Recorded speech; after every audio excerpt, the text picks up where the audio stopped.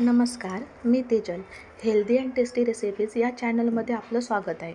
आज आपण बघणार आहोत मालवणी बटाट्याची कापा. करायला एकदम सोपे आहेत. एकदा ही रेसिपी बघून तुम्ही न चुकता बनवू शकता. आपल्या चॅनलवरची ही पहिलीच रेसिपी आहे. रेसिपी आवडल्यास लाईक, शेअर, कमेंट नक्की करा आणि अजून नवीन येणाऱ्या रेसिपी पाहण्यासाठी सबस्क्राईब नक्की करा. बटाट्याच्या कापा काढून घेतल्या. कापा जास्त जाड किंवा पातळ नाही करायच्या. पाण्यात ठेवल्याने बटाटा काळा पडत नाही.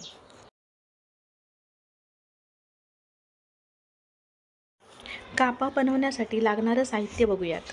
मीठ, हळद, तेल, लाल तिखट किंवा मालवणी भाजका मसाला आणि बारीक रवा किंवा तुम्ही तांदळाची पिठीही वापरू शकता.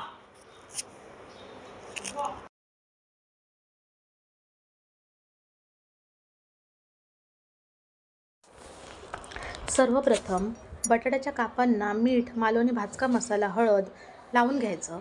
दोन्ही साईडने नीट मसाला लागला पाहिजे.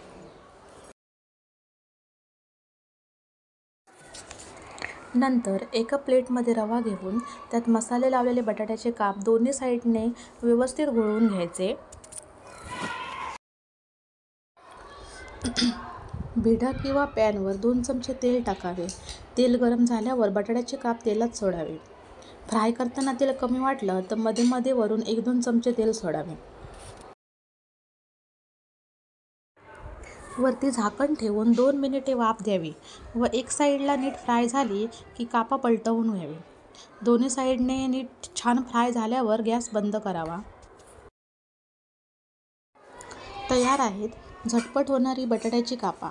ही कापा तुम्ही मुलांना टिफिनला, ऑफिससाठी डब्याला देऊ शकता. पटकन होणारी रेसिपी आहे. नक्की करून बघा आणि रेसिपी आवडली तर एक लाईक, कमेंट नक्की करा आणि सबस्क्राईब करायला विसरू नका. धन्यवाद.